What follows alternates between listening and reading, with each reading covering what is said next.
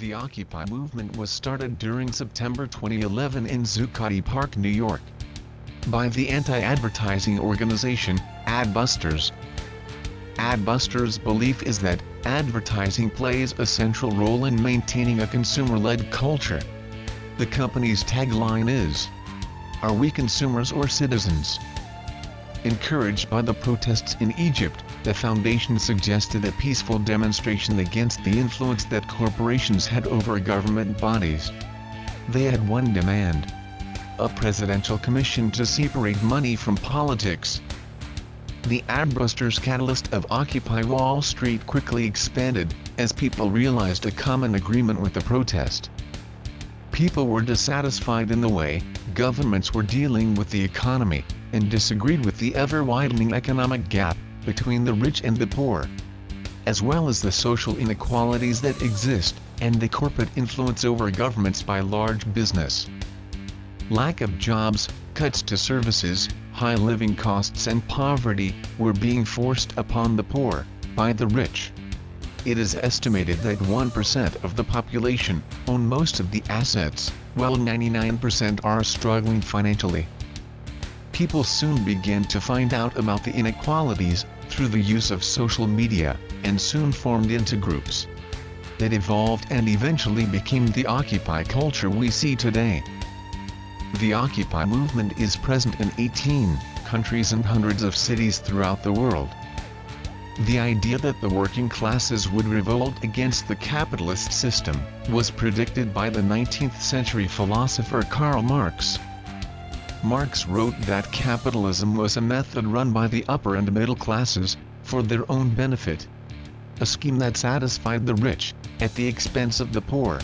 Marx predicted that capitalism would evolve into a monopoly system, whereby government officials would aim to provide the structure and legal framework within which giant corporations can operate most effectively.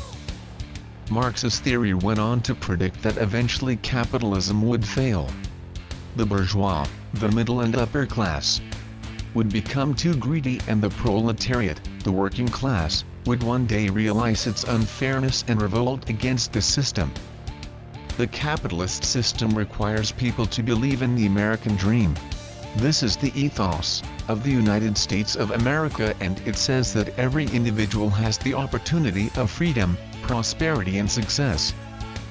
However, over the past few years the chance to partake in the American dream has not been possible for the majority. Property prices have risen, the cost of fuel and food is continuing to rise, and the incomes of the working class have fallen, while the income of the rich has risen dramatically.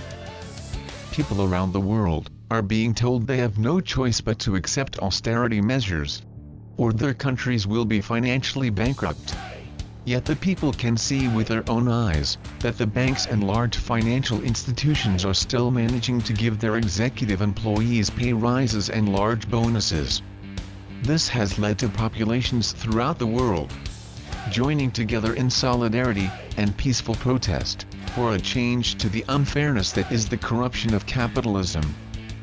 In a statement for this video, Occupy Wall Street commented, "This protest is anti-corruption and anti-crony capitalism, but not anti-capitalism. We do not have any political agenda and feel that there is no easy answer. We are united around our frustrations, not our vision for the future." On their website, Occupy London Stock Exchange proclaims, "We stand in solidarity with the global oppressed, and we call for an end to the actions of our government and others in causing this oppression." Could this be the beginning of the end for capitalism?